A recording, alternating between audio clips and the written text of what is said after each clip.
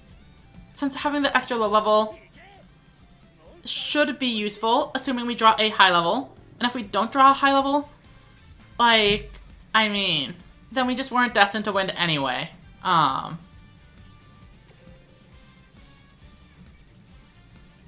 So let's keep our monster around.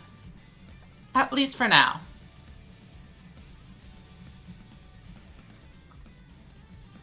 We're hoping to see her instead, which is kind of awkward. Especially since we might just run into a ruin and lose immediately.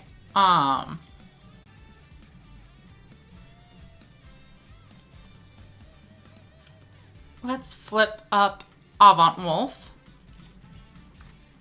Then Aim Eagle. And then this does lose to a Widespread Ruin. But I do want to play around the Prima Guitarna by bringing out Tough Striker, destroying Acebreaker, and then not having any other monsters on board, which would make Prima Guitarna only 2,500 if it tries to swing into Tough Striker. So let's see if we are able to make it happen somehow.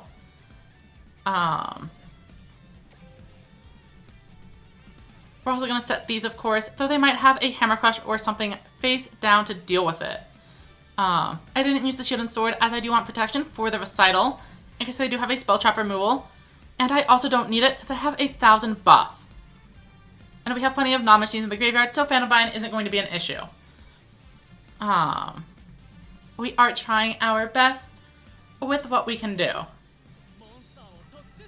Alright, so let's go ahead and throw down our 2 cards next, once we're able to.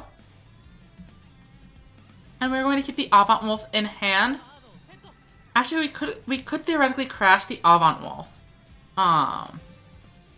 into this Gazelle to try to start working through more trap cards, which would be interesting. And this actually also does play around the Widespread Ruin, as now we'll at least still have a monster on board to Recital.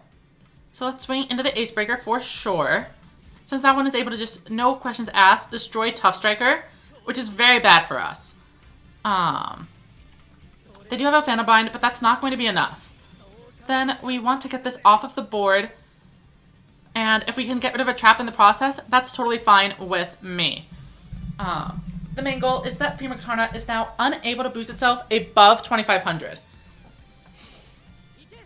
And we actually do clear the Gazelle as well, so it works out pretty well. We do still have a 50-50 chance of Hammer Crush ruining our day, assuming they do have one face down, which I feel is fairly likely. And here comes the Hammer Crush deal immediately. But they actually hit the shield or the sword and shield instead. So they're gonna need something else. Here comes Kanon, and that seems interesting. Presumably they do have a tribute monster ready to back this up. Wait, are they just bad at the game? Why would they reduce their own monster by so much? I mean, I can just recital this.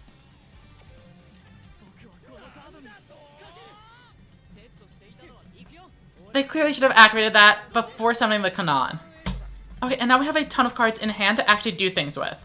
Let's Seahorse Carrier. Activate the effect, grab ourselves a monster. Summon it out, and then Acebreaker.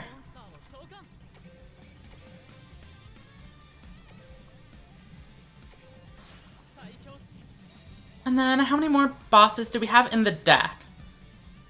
We should still have 2, so I'm comfortable enough tossing the Seven's Road. We're just gonna go all in. Pop the Prima Guitarna. Of course, we are playing into the stall deck's hand by discarding all of our cards here.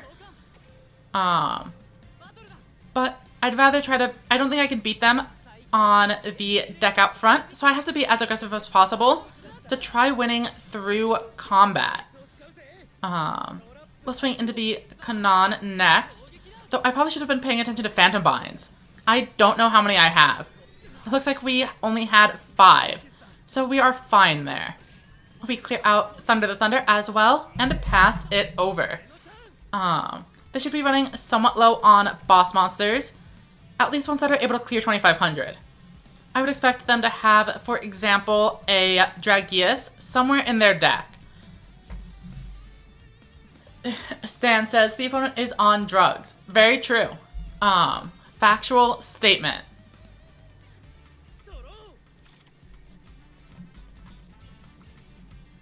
But I mean, we are not necessarily in a winning position either. They have plenty of cards. They could just set 3 for a bunch of turns in a row until I deck out.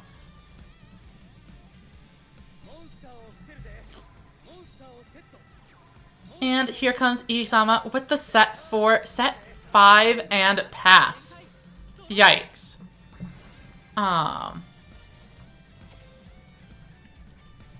We did at least clear the Widespread Ruin, but I really don't want to play a ton of cards down. I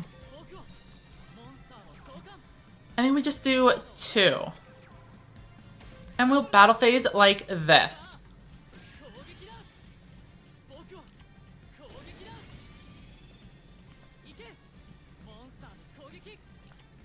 Alright, they had a recital, but that is fine. They're going down to 11, which gives them a 5-card lead. Interesting. And then I'm only gonna have 4. Okay, Silver Wolf means they are probably gonna try to beat over this tough striker. Yep, down to 2300. And they lost a Hammer Crush, which is great to see. Seahorse Carrier using the effect might not even be for generating advantage. It could just be to not draw as many cards on the next turn. We see a Darkness Twisted Hawk coming out, and I really was not expecting to see another copy of it, to be completely honest with you all. Alright, do they bring out another boss? They do, and it's Dragius, which is a huge pain. Obviously, I do have the Widespread Ruin here. But is that going to be enough?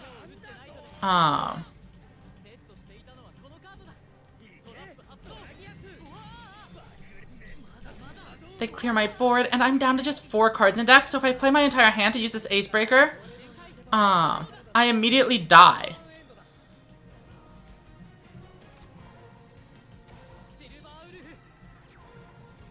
I think the best I can do is Silver Wolf here. I get 3 cards. I bring out Ace Breaker, and then if they don't have any traps, we can clear Dragius and maybe figure something out from there. But it is not looking pretty.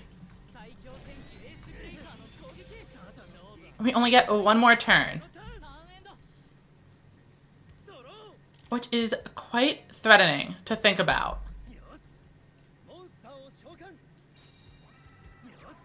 Okay. That's 2. That's 3. They've played out their hand. Is this lethal? Because if it's not, if they've miscalculated, don't we just win the game? Oh, welcome, Icy Gamers. We are actually really liking the structure deck. Even though we only have 2 copies of it, we have only lost a single game. As you can see, we have 3 cards left, but they overplayed their hand. They only have 2 cards in deck, so all we have to do is end turn, and we actually decked out a 40-card stall deck, which I think is hilarious. I will say the games have been going very well, but my internet connection has not been very kind. So I apologize in advance for any buffering you might be experiencing. Let's go ahead into the next one.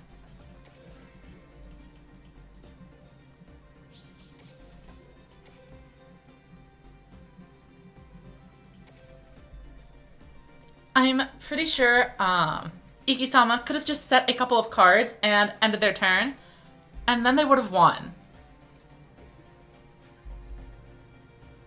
Or it at least would have been a much better plan.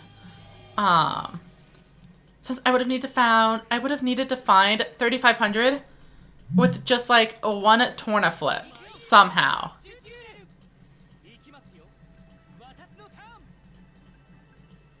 Alright, so we are up against a Gavin. I think we did play against a either Red Eyes Ruler or Celerity deck previously, but it's been a while. So let's see if the next one goes well. We do have a pretty good opening hand. If they bring out a boss monster turn 1, we can actually send Pocket Pikachu back into the deck, grab Aim Eagle, bring out a 3500 Ace Breaker, and beat over Yami Ruler. Okay, and attack mode Masaki is pretty interesting. I think this does mean they are going to be bringing out a boss monster. And here it is, Kime Ruler. Alright, so all we have to do is clear this lone Kime Ruler. And we have the cards to do it. Let's go ahead and activate Ultimate Bond. We're going to reveal Ace Breaker. And then send back a Pocket Pikachu, as we don't need it. And we'd rather save it for later when it's actually able to get advantage. However, this other Pocket Pikachu is going to be going to the graveyard. For Aim Eagle's effect, which is going to bring out my Ace Breaker as a 3500. So now is the question. If they have a Widespread Ruin, we could either end with the 2 monsters on board, but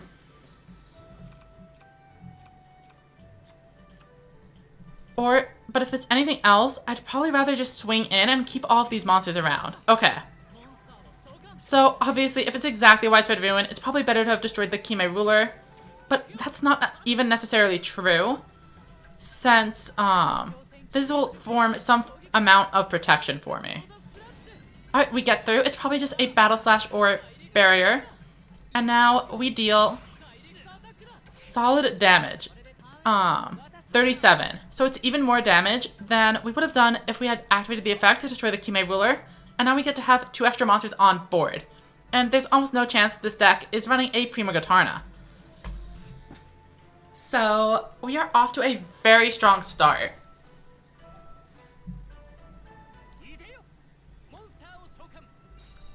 Alright, Seraph of Darkness. Both of those very strong cards. But if they're getting tributed off, their hand might be a little bit awkward, since those are both cards you want to put on the board after you've already tribute summoned. Umegumi is fine. I am expecting them to be switching my Ace Breaker to defense mode and weakening its defense. Or they can just go ahead and battle, which is fine as well. Do they choose to trigger? Okay. I was not really expecting them to go for the trade. Unfortunately, we don't draw any boss monsters again. We can Silverwolf. But at 1500, they almost definitely have some kind of trap. So it's not worth it, and we need to just set.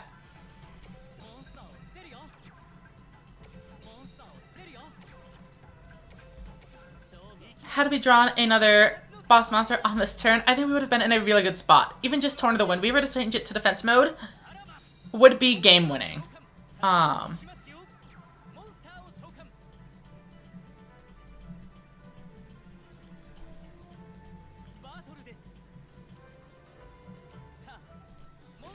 Looks like they are lacking a ruler themselves, though.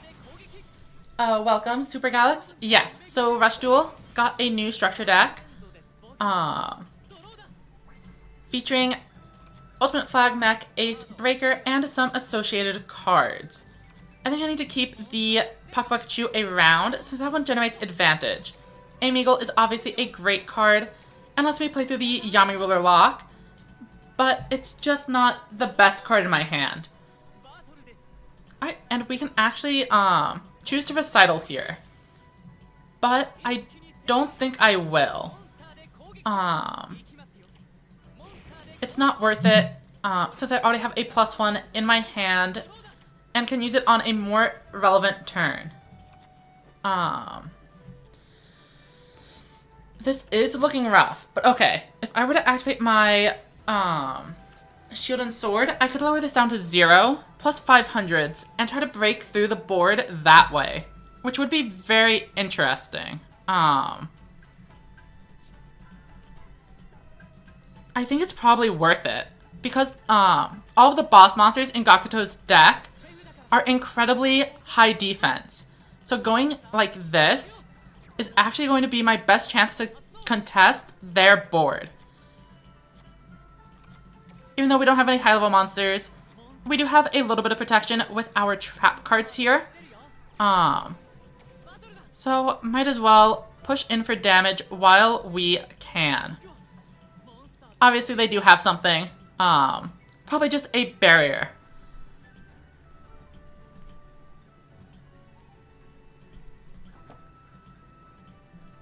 Unfortunately, we are open to a huge push with shield and sword if they activate their own copy of it, though.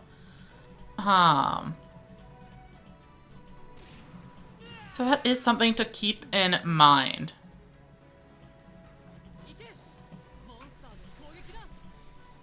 That being said, 6,000 should still be a lot to try to deal in one turn. If I wasn't at full life points, this would be much riskier. Alright, we do see a barrier activated, and presumably they're going to put back that high-level monster. No, it's just piercing samurai. Not what I was expecting. Yep, they do use a battle slash, but they don't have a high-level monster, so my trap cards are safe. And I'm guessing that they are doing this because they have some spell and trap cards already in their hand that they're trying to set on this turn, or otherwise activate. Alright, we do see Pock Pikachu, and it's recycling another copy. We see the All-Seeing White Tiger, while they bring out a double boss board. If they have Shield and Sword, now would be the time to activate it. So if they just go immediately for the Tribute Summons, it's less likely that they will. Can we Ruler the Dark Ruler? Sure thing. Oh, Seraph of Darkness going to switch a monster to defense mode. Does not seem worth it. All my monsters are already super weak. And they forgot they could just use Celerity. Oh, no. Okay, they are going for a double set, which seems really weird. I guess they just really hate the idea of the barrier. But I will absolutely be taking advantage of this, as I now take literally no damage. I activate Recital, and my Seahorse Carrier is safe. Definitely should not have saved this attack for last. We do finally draw a boss monster. So that is nice. With only 400 life points left, I think we can push for lethal. Let's bring out the Silver Wolf and Pock Pikachu. And we're just going to aim into the Seraph of Darkness as much as possible. 1 and 2. And we battle phase. Swing in with this, as that's 1 billion damage if they don't widespread. But then we can also swing in with this, which is 500, 600, 700 damage. And we clear it out. Gakuto goes down after a close, I guess it was not actually a very close duel. I'm pretty sure I still had all of my life points.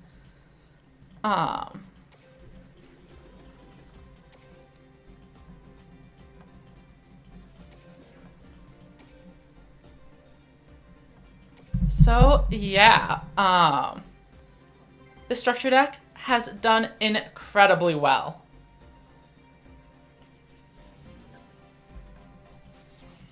Oh, I feel like I have seen the name of the opponent once before, so I wonder if they're in a server, or if I've just played them on ladder. Oh, welcome back, Ian. I feel like it's been a little bit since I've seen you around. How have you been? Yeah, the machine deck definitely much stronger than my initial gut impression was going to be. We're just going to set everything face down. We're not going to overextend with the Ace Breaker.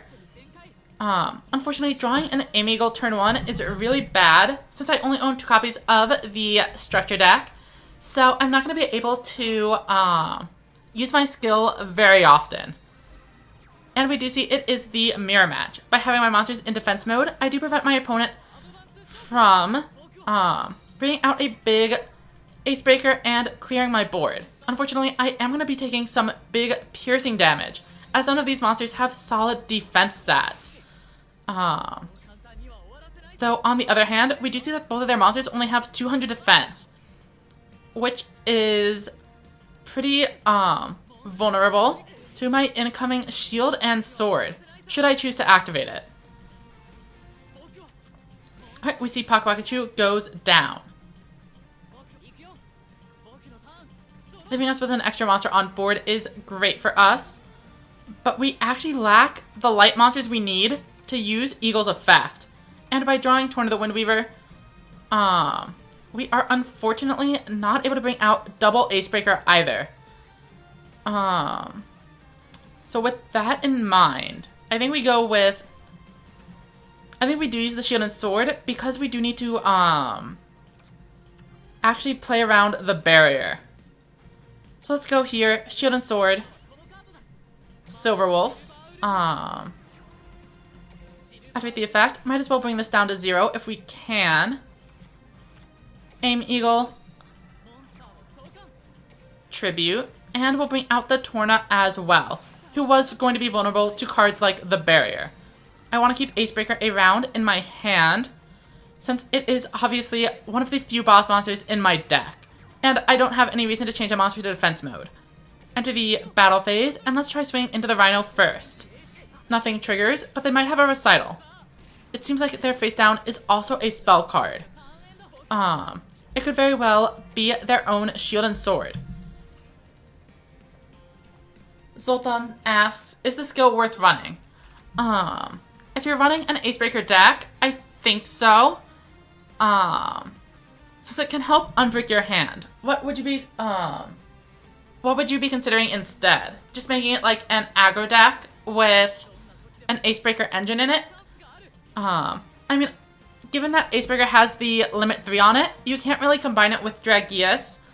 So you could maybe go for like a Hammer Crush deal deck using it and Ancient Arise. But at that point, you're probably better off playing Dragius.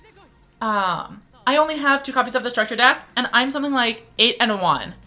So easily you can get King of Games with this deck with just a free copy and the 500 gem copy. So I would not say you need 3, no.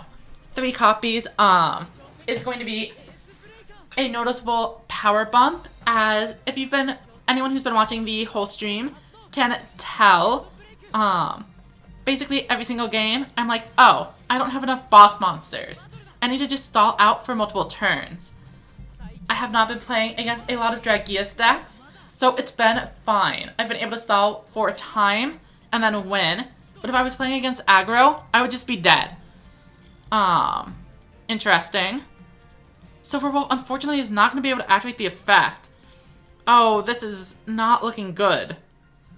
I mean, Ace Breaker can destroy a face-up monster only. So if I go 1, 2,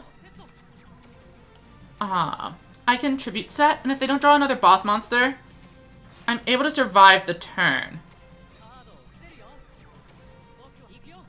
And this actually would have been totally fine.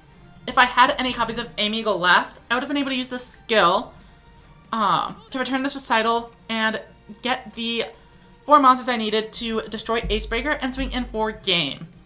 So once again, not having the 3rd copy is causing an issue. Oh, but here we go.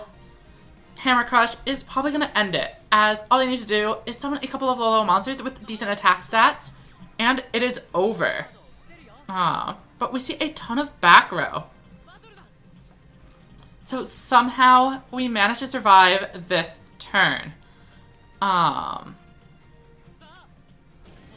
I think we just want to 4 monsters. Yeah, something like that should work. Pocket Pocket Chew.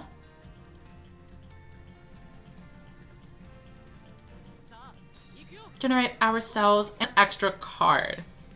And then even if they have the Widespread Ruin, we are going to be able to swing in for 1500, though it is probably still game at that point. And also we see the internet connection is coming back with a vengeance. So obviously we want to put back a Pocket Pocket Chew if at all able. Though maybe Silver Wolf is the better option, as without Amigal, our only way to get over 2500 is with those 200 attack point debuffs. So that is what I will actually be going for, if I am given the opportunity. Just have to wait for the lag to cease. I feel like we were doing pretty well for a little bit there. But let's go ahead and put you back into the deck. And I will be adding a all-seeing white tiger. Set the Kana. And then tribute summon.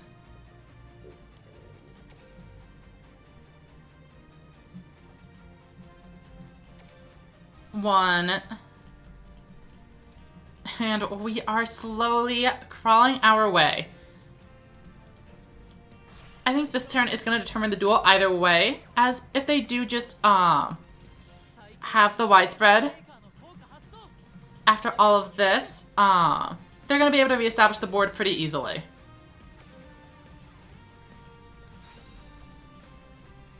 And we do not really have the life points to take another push when our only defender is an Avant Wolf. I guess let's go in and see how it be. Alright, they have something. Looks like it's about a 50-50 chance. They have 15 cards left in deck. But we haven't seen any trap cards. It is only a barrier. So 2100 is going to be exact lethal.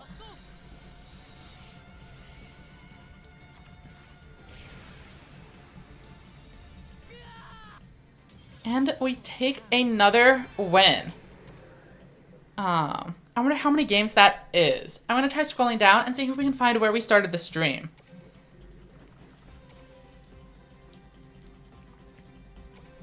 Bum, bum, bum.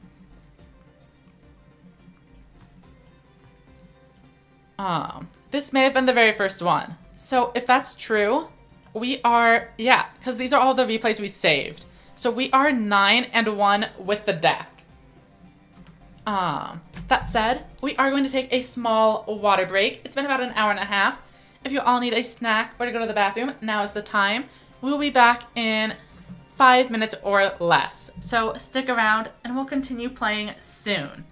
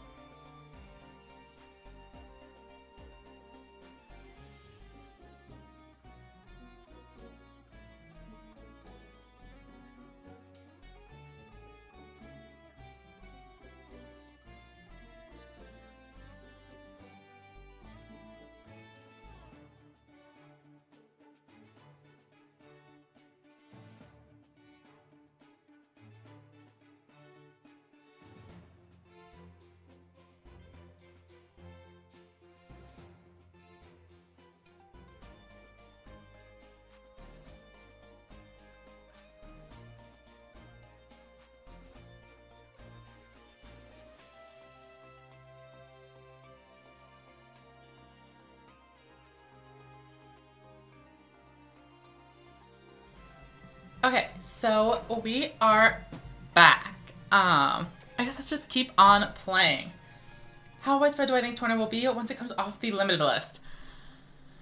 I think it is going to see some play, or at least some experimentation in the aggro deck. I'm not sure if it'll stick around, but I think it'll be okay. Definitely worth trying out, especially if we're running the Beast engine and we don't need Hammer Crush Deal anymore.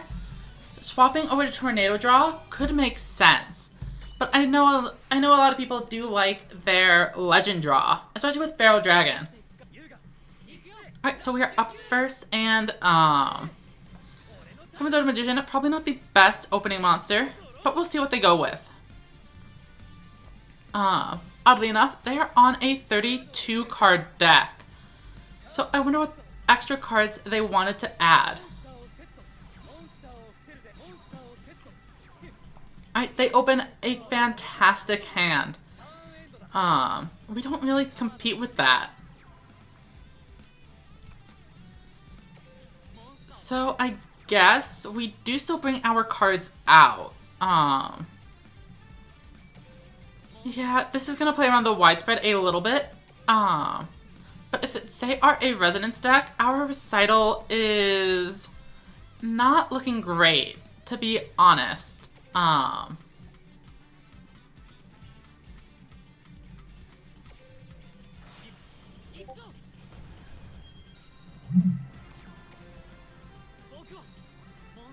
We do want to mill, since we don't have any aquas or enough beasts in there for either of our advantage engines. But we end up just milling the Seahorse Carrier instead. Swing in, and we'll see what they have. Oh, I didn't actually see anything. And they appear to be on an aggro deck rather than resonance. So they must have something like a Hammer Crush already face down. Oh, or Barrier. I actually did not play around Barrier, as they could have potentially saved a card like Gazelle by activating it. Had I swung in the other order, Summons of Magician is always good enough to beat over anything with the Barrier or any other debuff set.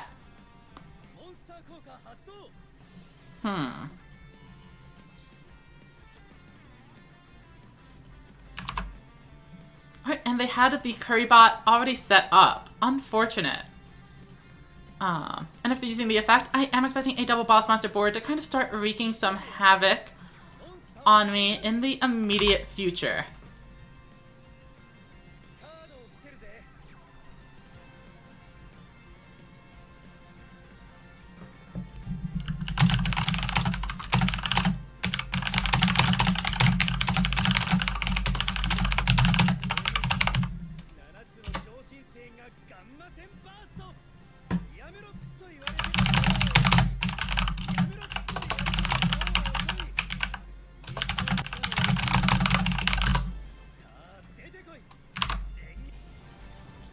So, Dragius coming out, unfortunately we're not going to be able to use a recital on the first one, but they actually swing in Carrier, which is actually very fair.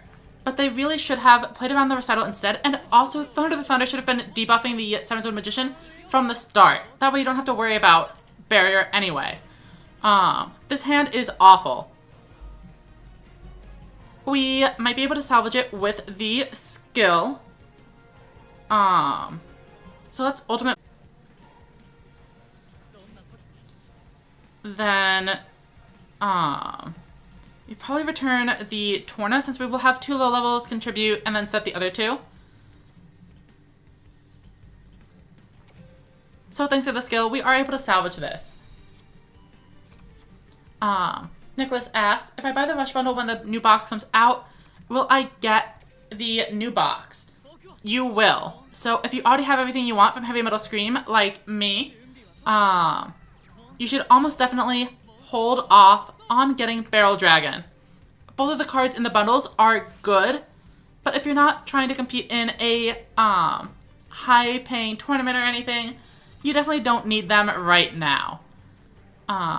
I don't really think we need to Shield and Sword this turn, so we're just going to set them face down.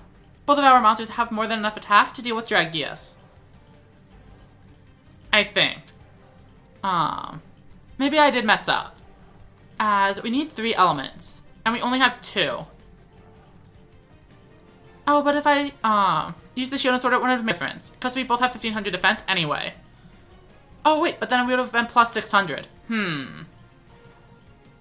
Oh well. I'm reasonably confident I have clicked on this effect, and it is just lagging. We actually mill the wind monster. That's wild. Let's head into the battle phase. Swinging into Dragius. Obviously, that's the #1 priority. We need to remove it, even if they have a widespread ruin. So we'll swing both into Dragius if needed. We don't have, like, any spellcasters in the graveyard, so Phantombine's not an issue. 3000 is just enough to avoid the barrier. So overall, this should be a relatively safe push. And we actually get in with them not activating anything. If they have a barrier, they might be saving it to recycle Dragius so they can draw it again on the next turn. As those boss monsters are probably the cards you really want. It looks like this is probably a modified version of the Beast Aggro Festival winner deck, which includes Curry Bots, which I completely agree with. I think the Festival winner was a little bit low on Advantage Engine. Given how many level 7 given that all of the bosses except for Summon Skull are level 7, you really want to try to fit 2 engines in there, and Aqua plus Beast is a little bit too much, since you also need to find space for, like, Thunder the Thunder and Speedy Performer. Pretty sure I've clicked end turn. Nothing else I can do. Just gonna wait for them to make a move. We have a pretty strong board. We have 2 face down cards. Let's see if it's good enough to hold. We are relatively positive that they don't have a widespread ruin face down, but here comes a shield and sword plus Hammer Crush deal to potentially destroy my own trap. It becomes a 50-50. Let's see which one they go for. Bum bum bum ba ba ba bum bum bum bum ba ba ba da bum bum bum.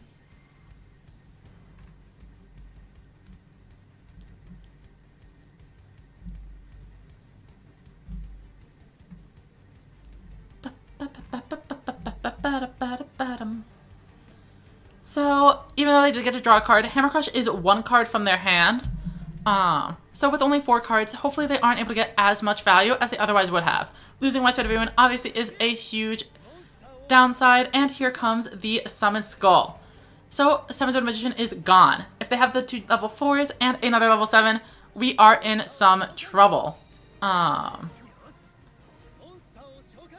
so, I mean, sometimes they get the 50-50, and it is what it is. Our field is going down for sure. However, we should still be alive, and maybe we can end the game with our own shield and sword going into the next turn. We draw not a great hand.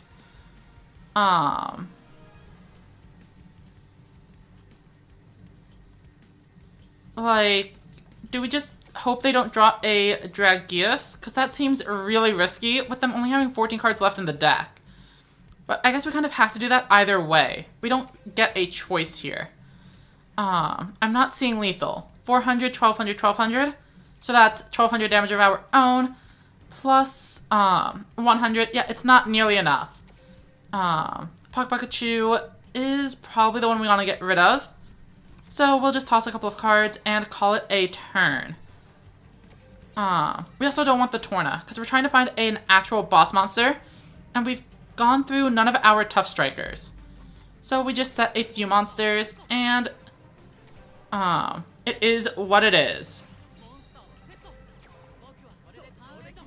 Hopefully on the next turn, if we survive, they don't find Dragius, and we can make a comeback.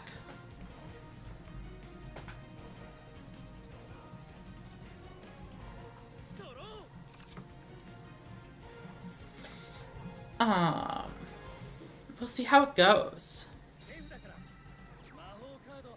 Bum, bum, bum. Oh, and they have another Hammer Crush. So our shield and sword is going down. However, if they are spending resources on that, It does make it slightly less likely. No, I guess not. They do have the Drakias, and now all they need is any other monster, and that is going to be game. If I had a 1400 defense monster, we maybe could have made the play, but they get me.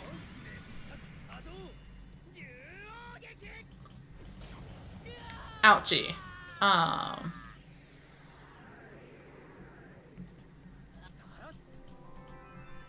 I will go ahead and send them a nice. Refresh, and might as well just go ahead and try for another game.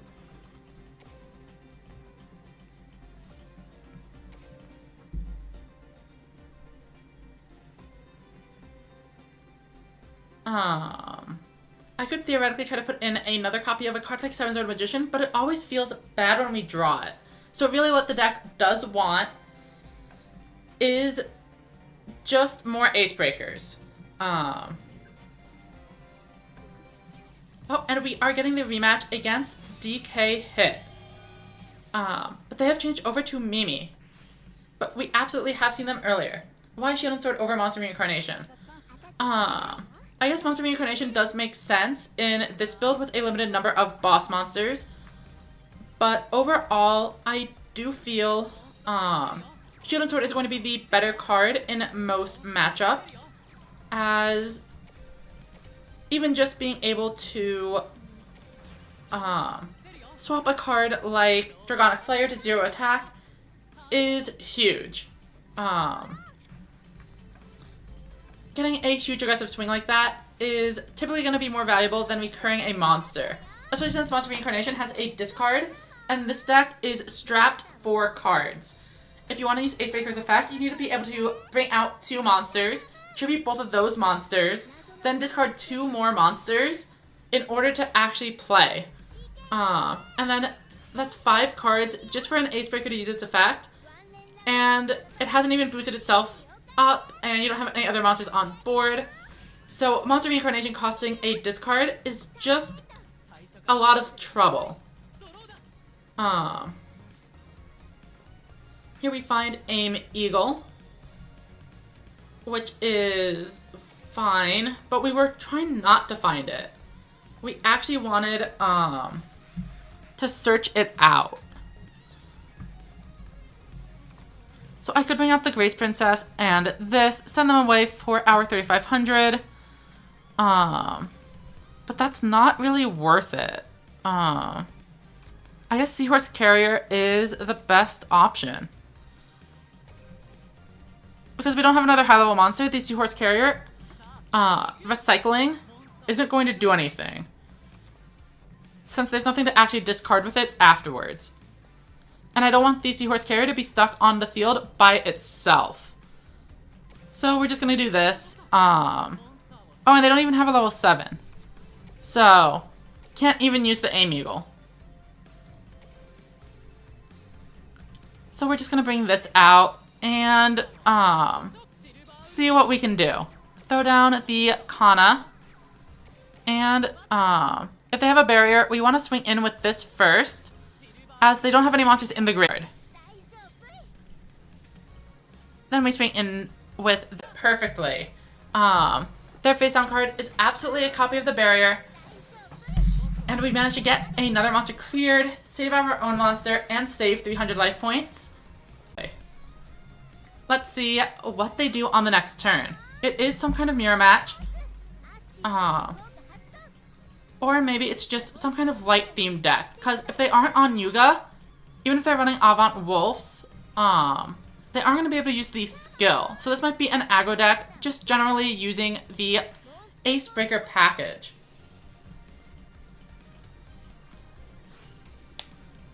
So I know somebody was just asking if we needed to use the skill or not. So here is an example of somebody not doing it.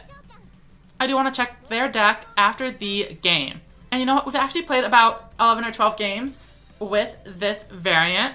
So it is probably going to be worth switching up in a little bit. Alright, we see them discard the 2 monsters to blow up my own boss. And they are getting in for a ton of damage here. Unfortunately. And we have to remember they do have a barrier face down. And they play it safe, and of course, get in for the extra 1200. We are under half life remaining. We draw for turn, and we do find an ace breaker, which is nice to see. We do have the beast available for Pocket Pikachu, so let's go ahead and do that. We need as many cards as we can feasibly get. Pocket Pikachu activates the effect, and we're going to recycle a Pocket Pikachu. Before adding All-Seeing White Tiger to the hand. After this, let's go ahead and activate the skill. And we don't need, well, okay, so let's think about it. We are going to be discarding 2 cards here. So we probably want to ditch the Silver Wolf, which means we want to keep it... No, we aren't going to be ditching the Silver Wolf. Or the Silver Fang, as Aim Eagle is going to ditch those 2 monsters very specifically. Oh, but we're discarding 2. Okay. So I get rid of one of these. That is better for me long term. And we can send these 2 to the graveyard. We special summon the Ace Breaker next.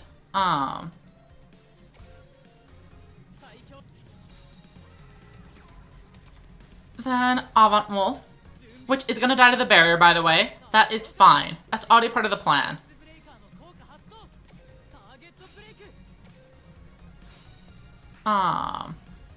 Blow this up. Swing in. And theoretically, we actually could just keep this around.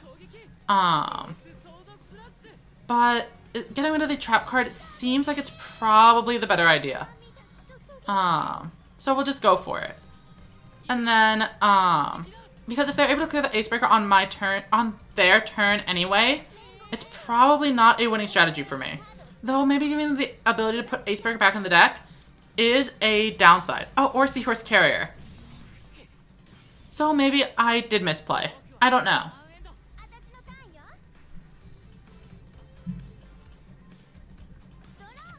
But I wanted to get the bear, in case we don't die, I want to bury out of the way in case I need to crash a 2500, as we are now out of Aim Eagles. We only have the 2, and that's our only buff in the deck. We'd be relying on finding a random, exactly the 3rd copy of Silver Wolf if we wanted to do a big combo. But yeah, here we lose anyway. So let's switch up over to a non-skill version of the deck. What it look like. But being able to run Ancient Arise Dragon is probably a good start.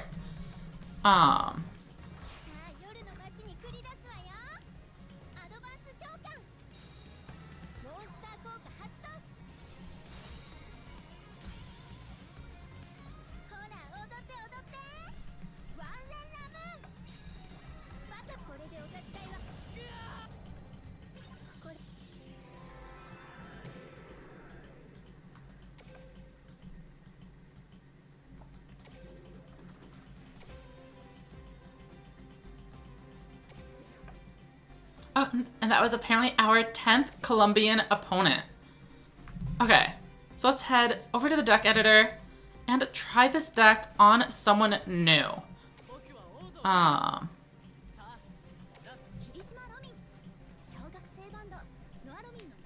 feel like Roman should have an empty slot. Okay.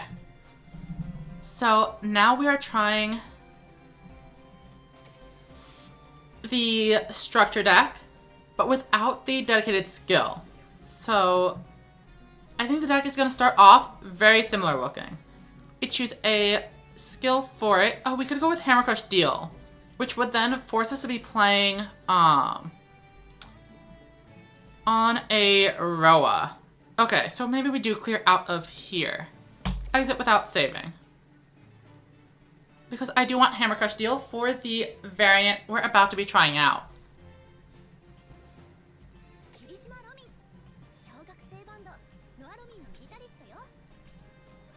But do we actually have the space for Hammer Crushes? That sounds not happening. Okay, so never mind, never mind.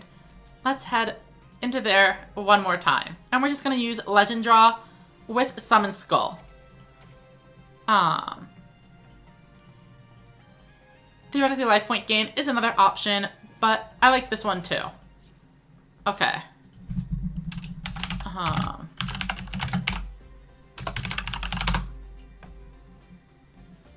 And then, so let's start with the machines.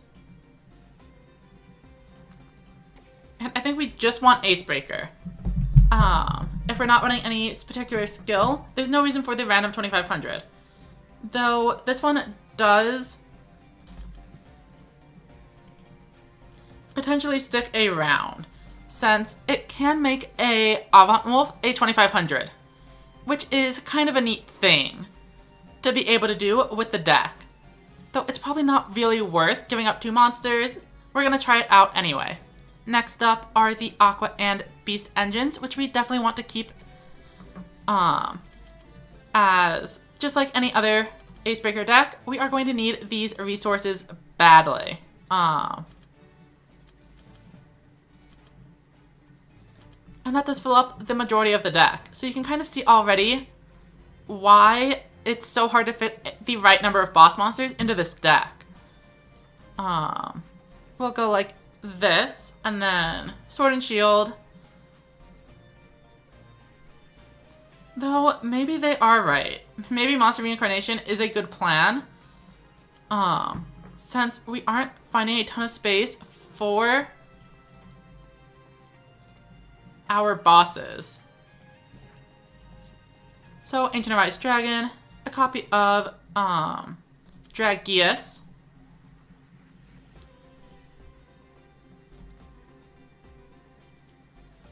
And that is basically what I have in mind for this variant.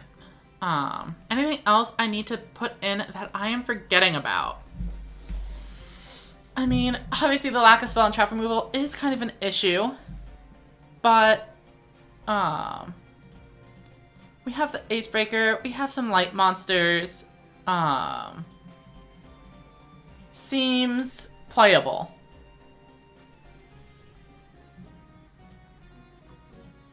Obviously, the Aim Eagles are going to be fodder like 90% of the time here. But with Monster Reincarnation, maybe it does actually come up a little bit more. We get 1, 2, 3, 4, 5, 6 bosses. Oh, I'm forgetting the Summon Skull. That is an obvious change I need to make. And maybe we do just cut down to the 1 Aim Eagle then. Because Aim Eagle doesn't actually generate any advantage, which is why it's kind of an issue. Or why it's not that good. Alright, let's see how this works. And we'll play, I'm not sure if we'll do a whole 10 games with it like we did with the first one, but we'll go ahead and give it a shot.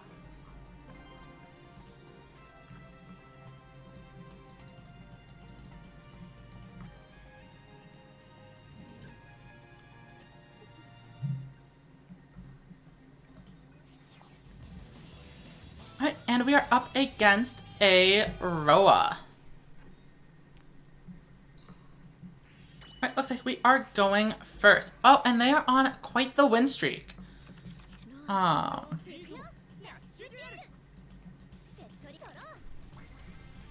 Well, normally I'm not a huge fan of bringing out my boss monsters turn 1, but when you have a hand like this, I think you have to. It is doubly bad because we are against a Roa, the character that can summon heavy metal and just immediately blow up Ancient Arise Dragon. As if they aren't able to actually out this, we basically just win the game immediately. We have neither of our advantage engines set up, so we are going to mill one with Ancient Arise Dragon. Unfortunately, we lose another boss monster. Let's see what they do. Alright, Thunder the Thunder. Looks like it is probably just going to be a Hammer Crush Steel deck, which is actually quite good for us. If they're just playing random Bungus Beatdown, they're going to get absolutely rolled over. Seahorse Carrier not activating the effect. Okay, show me the Tribute Summon.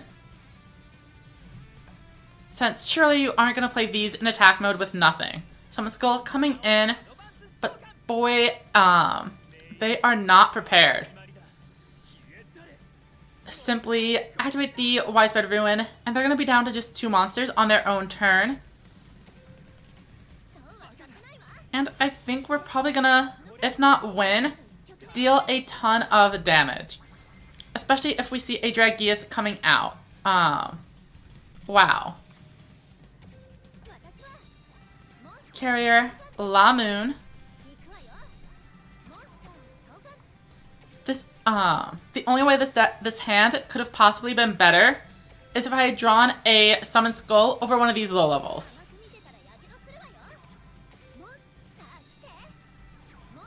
Let's go ahead and activate the effect of both of our monsters and just go win the game. This is 4,500 in direct attacks, plus several thousand in Dragius. So that is a swift turn to victory. Oh, welcome, The Fallen. You've caught us just as we swapped from the skill version of the structure deck to a machine aggro. Hope your stream went well. What were you up to?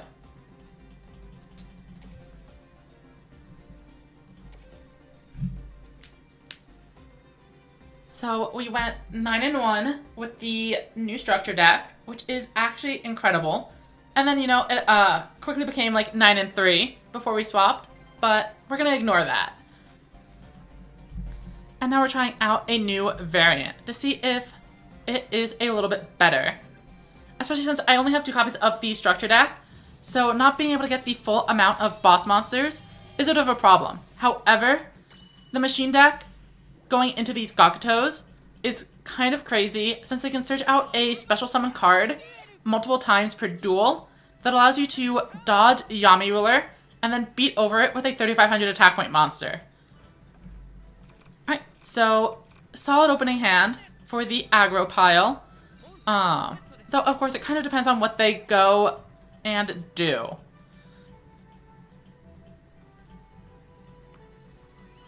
Alright, so they did go with a set.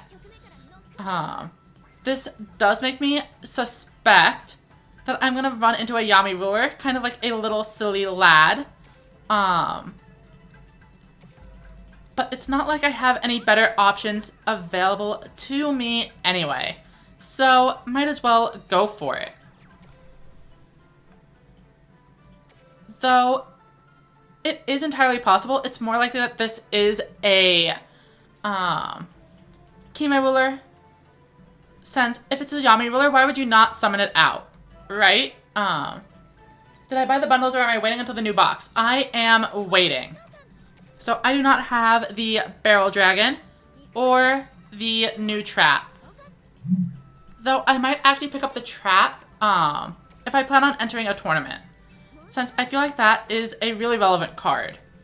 So hopefully their face down is not Widespread Ruin, but I guess we're about to find out. It is only a barrier, but they don't need to do that if it's a... Oh. Very interesting. We are not against a Yami Ruler deck. It's actually Dark Magician the whole time.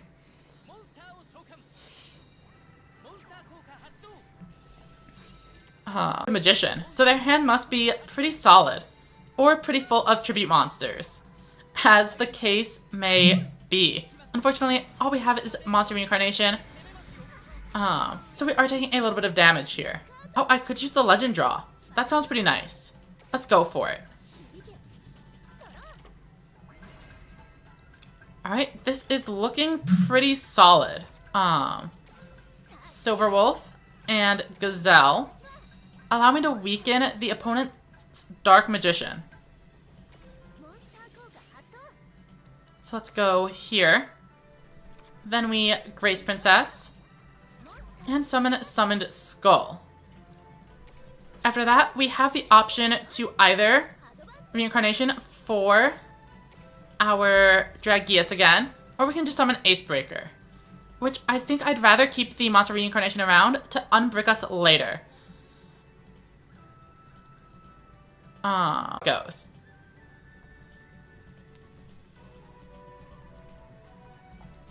Let's tribute off 1 and 2. And head into the battle phase. I'd probably rather deal with Torna than Dark Magician if I had to pick one. It's Widespread Ruin. So I will be dealing with Torna since Dark Magician is still a 2500 into the 2500, which is not an out. Obviously they could draw into a Dark Magic attack, but there'd only be removing a monster reincarnation. Here comes Dark Magic attack, as expected. And as you can see, switching for Dragias wouldn't have actually done anything because they had Widespread Ruin. So I don't think it was really a misplay at all. Speedy Performer is rough, especially since they have a chance of tributing this off and then just kind of blowing me out of the game.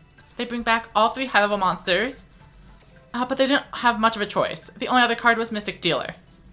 And I know they are digging for a tribute monster of some variety because they do not want this Speedy Performer on board. I am doing pretty well, I would say. I am a little tired, but I am enjoying playing the new cards. Alright, we see another Ace Breaker. And this time we also see a Seahorse Carrier. So let's go here, activate the effect. Add back a Grace Princess.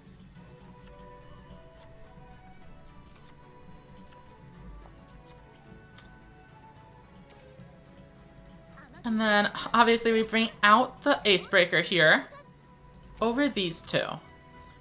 And now we come to the actual decision point, which is whether or not we either Silver Wolf and Gazelle, or we destroy the Dark Magician normally. But no, I think building a board has to be the better play most of the time.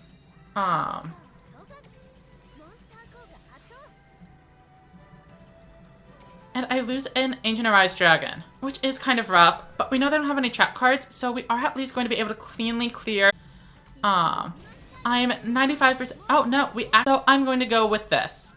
I'm going to say they don't have a 14. Obviously, I could.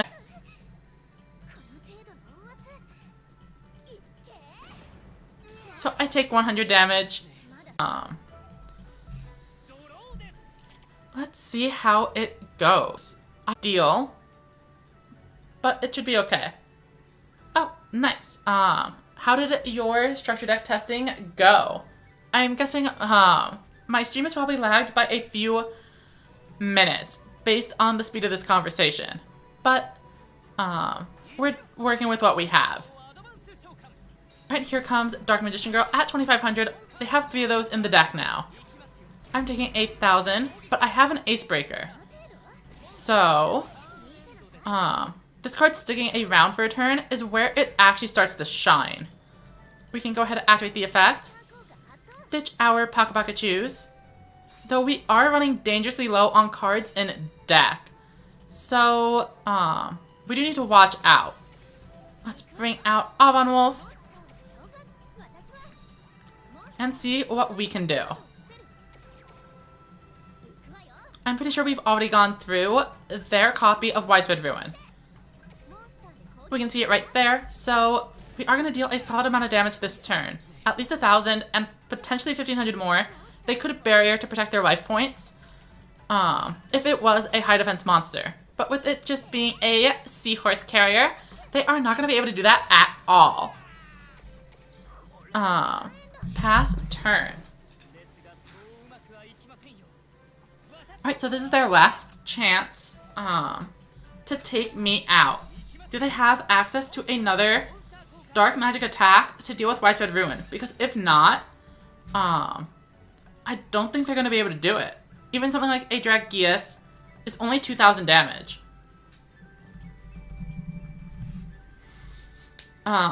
Even Seven Sword Magician, only 2,400. We do see a Dark Magician Girl, but so far, so good. Okay. And another set card. Unless those are a ton of recitals. No, even if it is recital. This game is super over.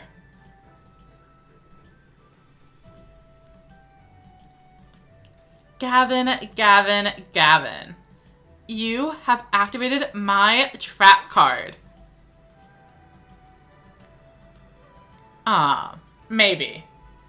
Maybe they've actually activated my disconnection card.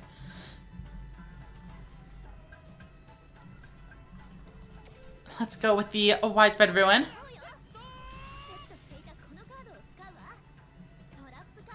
Oh, and I think they are just conceding by swinging in. That is pretty fair. I don't think we have any reason to delay. Let's just swing. And thank you for the game.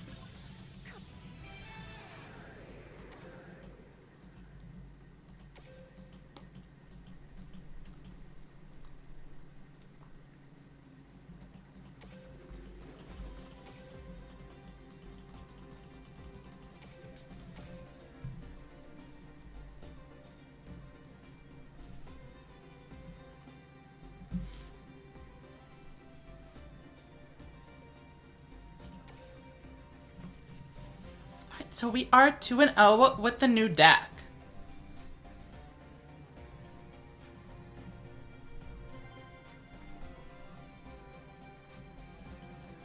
Bum bum bum bum bum bum bum bum bum.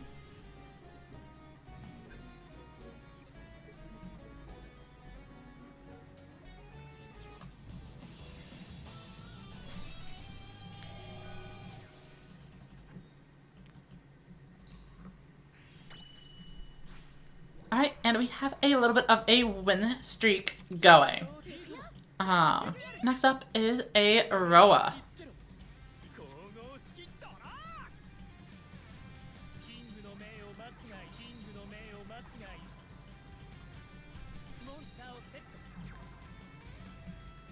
Setting 3 and passing. Unless they have some back row. Alright, looks like I might have to copy their moves. I could keep the Seahorse Carrier around, but does it even do anything for me? I guess maybe the Aim Eagle is also a good choice. I definitely want Gazelle to get into the graveyard for later. And, you know, thinking about it, I probably do want the 1500, just since it is more likely to come in handy. Let's go ahead and set this and pass as well. Unfortunately, I am giving my opponent a 3-card head start here, but we'll see how it goes.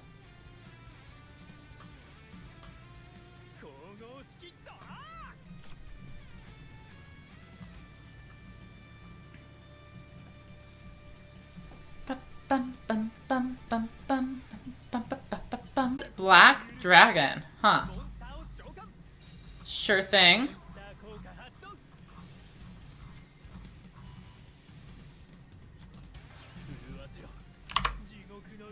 And then Growl. I mean, they can summon all these monsters, but they don't really have a way to deal with my defense mode. I'm going to keep Recital since we know that they are on Royal Rebels, so I want to have this for whenever... Oh, I can actually skill. Yeah, let's Legend Draw. Oh boy. Okay. This is actually fine. We're gonna bring out our Summon Skull. Easy. And then if we get rid of the Red Eyes, they're able to use the Black Dragon Rising to get it back. So we want to keep it on board, probably. Force them to tribute it off. Swing into the Growl and the Gargoyle. We'll get a little bit of extra damage in this way. And we are offered some kind of protection against a heavy metal. So let's see if this works out for us. I feel like this should be a strong board. Obviously, it does flounder if they get out 2 heavy metals and just pop both of my monsters at once. But that should be a big combo that they would basically need to have a perfect draw for. They summon out the chick and just immediately concede.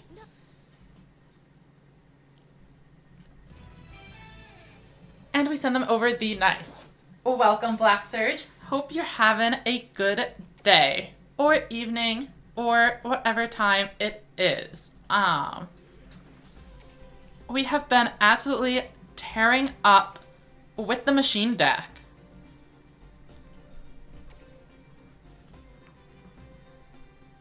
Bum bum bum bum ba ba ba da bum bum bum bum ba da ba da bum bum.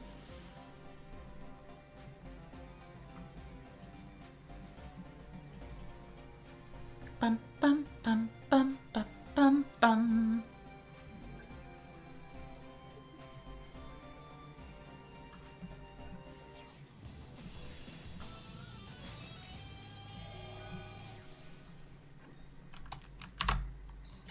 Alright, they are on a 6-win streak. Lizzie on Yuga. This very well could be an ace breaker player. Our opening hand is interesting. Unfortunately, we do have two level 7s, so I am inclined to bring out this Dragias right away. Obviously, if they just ace breaker me off the board, it is a little bit unfortunate. But that should take all of their resources since it's only turn 1 and they don't have the chance to establish any beasts or Pakus yet. It could also be 7's Exile Road, where they can just build up a 2600 attack point monster to clown on me. But if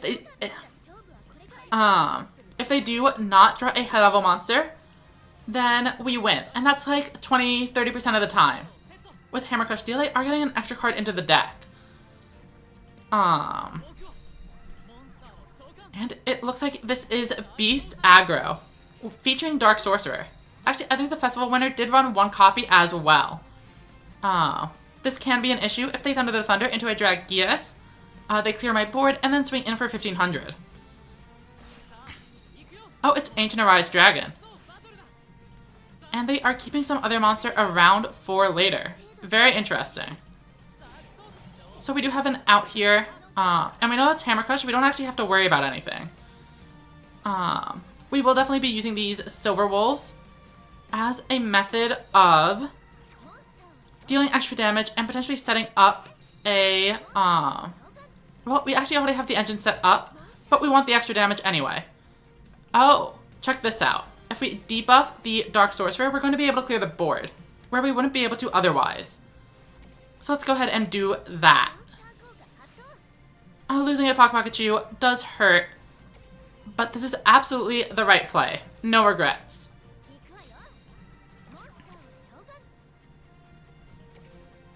Obviously, just to get both Ancient Arises out, but this is a respectable turn. We do know that they probably have their own additional level 7 monster in hand. But if it was Dragias, I think they would have summoned it last turn. No, maybe not. I guess we'll just have to wait and see what happens. We swing in, and now we've gone through a ton of the deck. We have plenty of advantage generators left. We have 4 and 18 cards. So the odds of drawing one next turn should be reasonable. Unfortunately, the monster reincarnation is also gone. But I guess that would have been a +0. Alright, so a new card has been set, and they do have an out to Ancient Arise, as expected. Now, is it Dragias?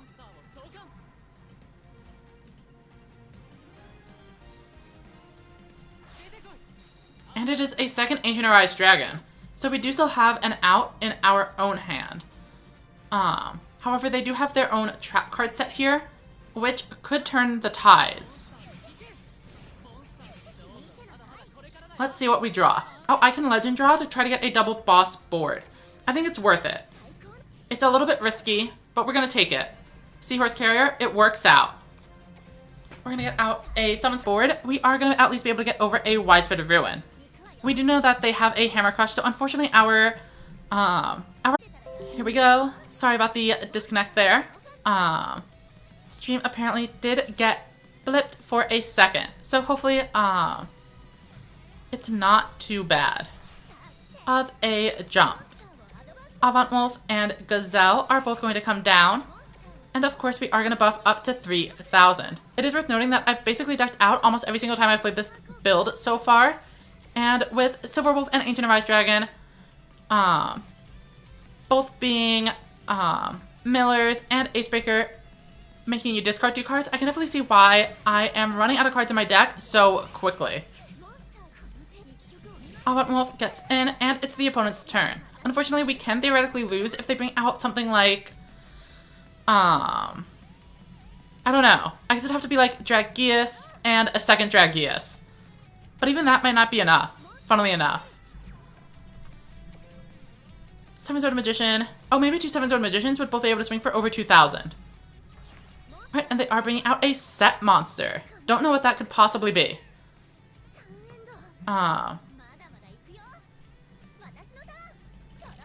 My move, and we have an Acebreaker, but it can't actually destroy the monster here. Do we just swing in? Surely this is enough. If we go up to 3,000 attack, they can't have anything that has more defense, and then we just swing in for 3,000 and end the game. Nagoyal, 2,000 defense, makes sense. But we just swing and swing. No need to play all these extra cards. And we go 4-1 with this version of the deck. We have just crossed the 2.5-hour mark, so we are going to take a short water break. If you guys need to go get a snack, use the bathroom, now's the time. We will be back within 5 minutes. Unless the stream completely crashes. You never know when my internet's going to come back, but I should be here soon.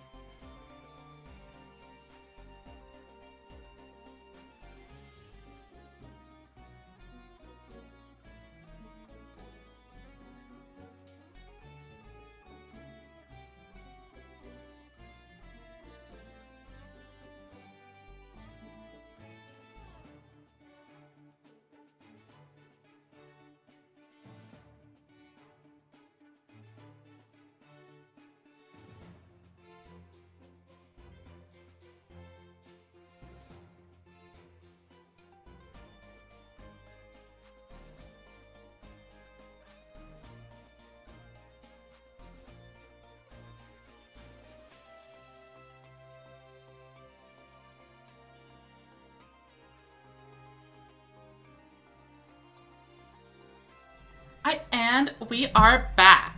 I guess let's go for one more and see how long we can keep up the win streak. We are currently 4-1 with the Aggro variant.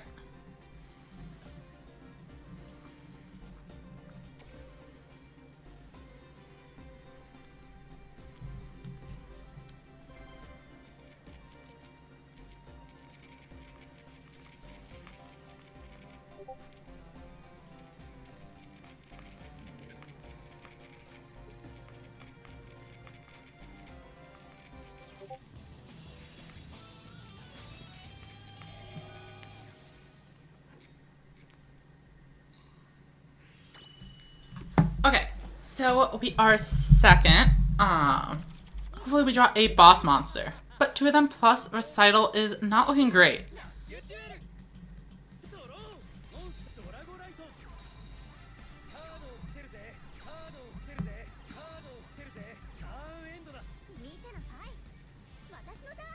Alright, so a Dragorite, 1 set, and 3 trap cards. This is not looking great.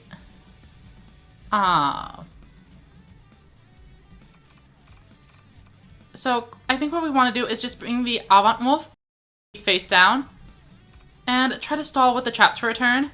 I do expect my opponent is going to be on Resonance. I don't think an aggro deck would be playing Dragorite, but they could also be a Ancient Forces player. We definitely have not seen Ancient Forces very much at all since the launch of the ban list. Resonance still alive and kicking, but Ancient Forces appears to have had its teeth kicked in. Okay, but we see an Aqua Engine, which does imply Ancient Forces is pretty likely.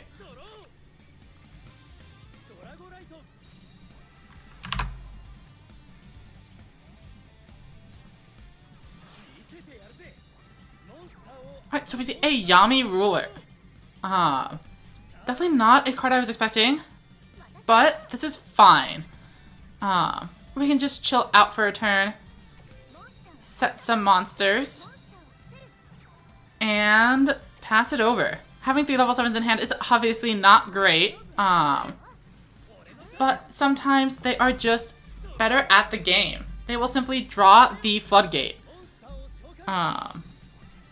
Luckily, we do have some tricks of our own, so we should be able to keep one of these monsters around. And if Mystic Dealer is on the field, there's always the chance we have it beat into a high defense monster.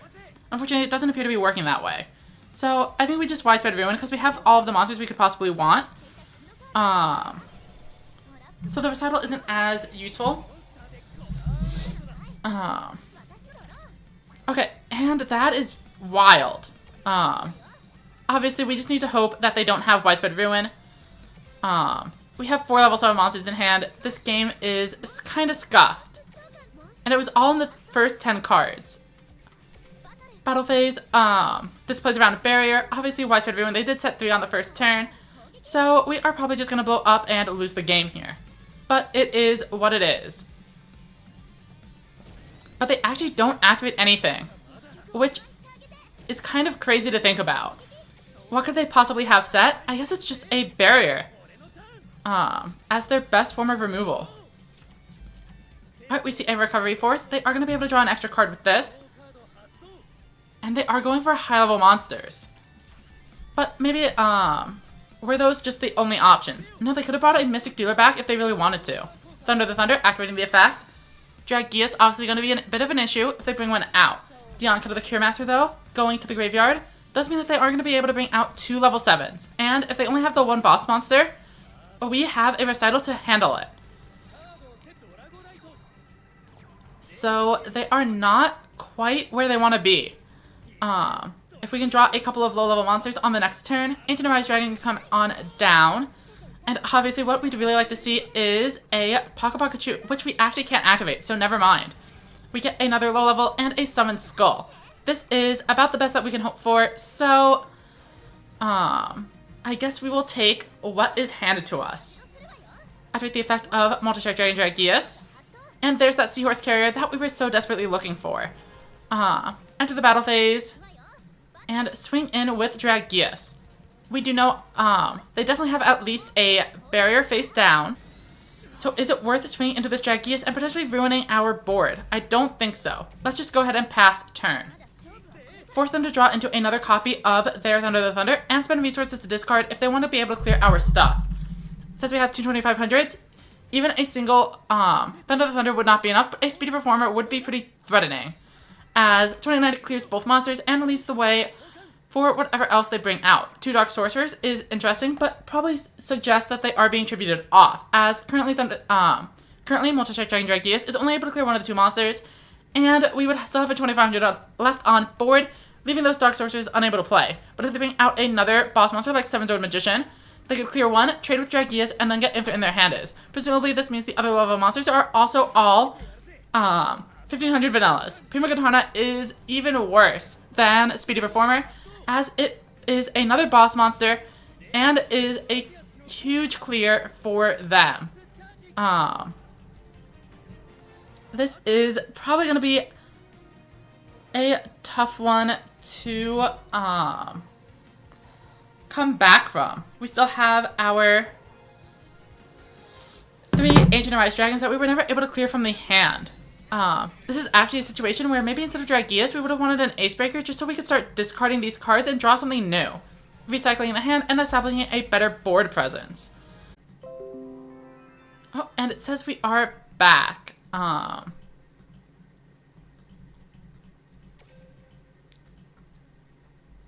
Maybe we do one more game. We are reaching the 3-hour mark, so let's go until we hit that, and then we'll call it a day. Our internet obviously has not been particularly kind to us. But it has not been disconnecting, which is, it's not disconnecting inside the game, which is the most I can really ask for most of the time.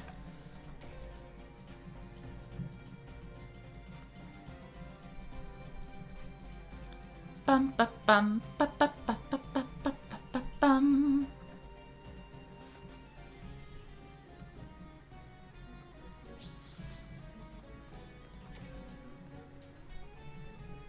Getting back to the load screen is quite the challenge, apparently.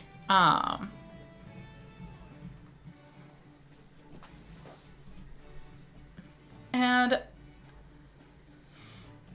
that's why we're probably only getting in 1 or 2 more games before we call it a day. Bum, ba, bum, bum, ba, bum, bum, ba, ba, ba, ba, ba, ba, bum.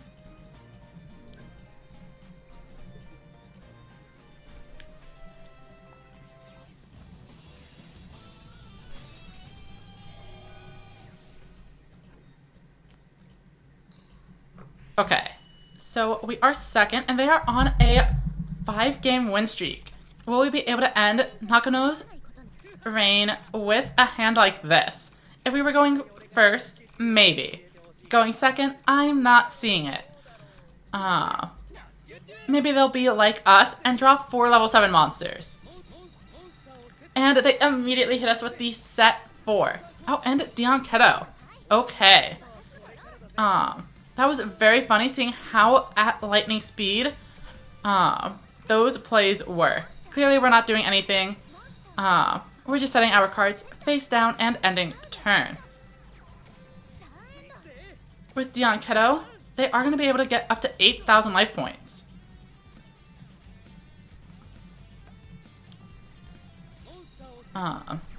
One Aqua, so Seahorse Carrier is alive, but only 1 Beast. So we are still kind of struggling.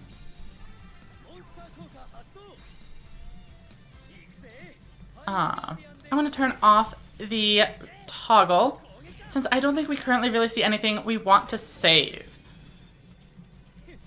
I'll turn it back on just so I don't forget for later, and I can actually legend draw, which is a pretty good plan to get a 2500 on board. We see some 1500s as well. And what is worth it? I guess we probably just get rid of the Grace Princess, as the Beasts and the Lights all have other uses in the deck. Let's go here, and I could actually bring back Silver Wolf. Leave those monsters both in attack mode just to get over the Boogie Master, which I don't think is going to be worth it. Obviously, giving them an extra 1,000 life points could be considered problematic, but this seems reasonable. My opponent has Watamode hands. For sure. They are Rhythm Masters. Okay. We might just be disconnecting. Bum ba ba ba ba bum ba ba bum ba ba bum ba ba bum. Bum ba ba ba bum bum. Oh, and yep. Alright, so our internet is clearly non-functional, so we are going to be calling it a day here. Thank you anyone who came by. I appreciate it.